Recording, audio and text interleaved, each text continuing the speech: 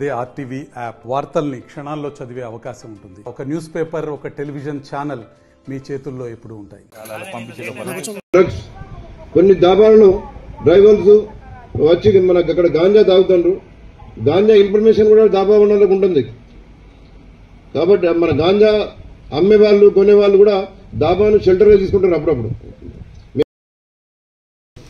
ఇప్పుడు last year చూస్తే మనకి Ichoda police station, Gudihatnoor police station, Neredigonda, ఈ హైవేలో ఉన్న పోలీస్ స్టేషన్స్లో మ్యాక్సిమం యాక్సిడెంట్స్ అయినాయి. చాలామంది చచ్చిపోయారు.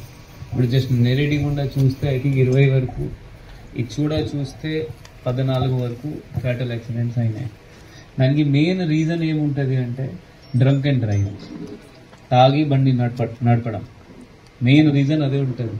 ఇప్పుడు ఇది హైవే ఉంది అంటే ఇక్కడ ఇంజనీరింగ్ డిఫెక్ట్స్ అంతా ఏమి ఉండదు.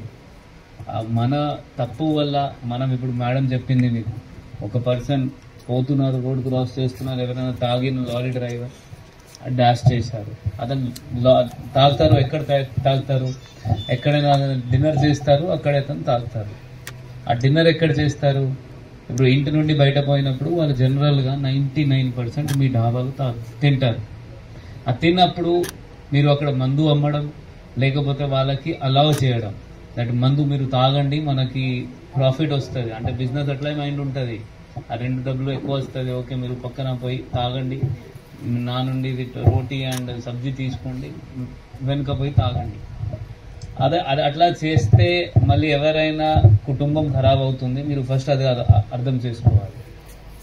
ఫస్ట్ నేను ఇదే పోలీస్, ఐ థింక్ నెరెడిగొండ పోలీస్ స్టేషన్లో ఒక రోజు పోతే ఇతను ఎస్ఐకి జస్ట్ ఊరికే అడిగాను, ఈ డాబాస్లో ఏమైనా నడుస్తున్నా, లిక్కర్ ఏమైనా అమ్ముతున్నారా సార్? అట్లా అతనికి కూడా అంత ఐడియా లేదు.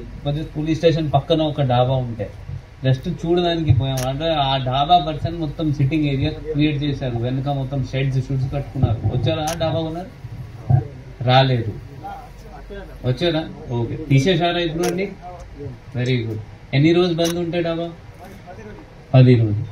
జస్ట్ చూసుకోండి, నేను కేసు కూడా చేపిస్తాను, ఆ సీజ్ కూడా చేపిస్తాను. మీరు అస్సలు అలా చేయకండి. నేనంటే నెక్స్ట్ టైం ఇప్పుడు మళ్ళీ దొరికితే ఎవరైనా 30 రోజులు నేను సీజ్ చేపిస్తాను. అది కూడా మున్సిపాలిటీ నుండి లేకపోతే గ్రామ పంచాయతీ నుండి వాళ్ళ సైడ్ నుండి సీజ్ చేపిస్తాము. కేసు సెపరేట్ అవుతుంది, ఆ సెపరేట్ అది వేరే సిచ్యువేషన్ వేరే.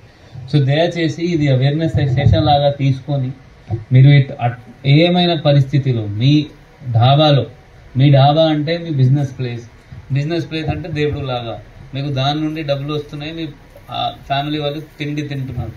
మేం చేయాలి? ఆ మంచిగా మెయింటైన్ చేయాలి. మరిన్ని వీడియోస్ కోసం ఛానల్ ని సబ్స్క్రైబ్ చేయండి. లేటెస్ట్ అప్డేట్స్ కోసం వాట్సాప్ ఛానల్ ని ఫాలో చేయండి. అండ్ లింక్ డిస్క్రిప్షన్ లో ఉంది.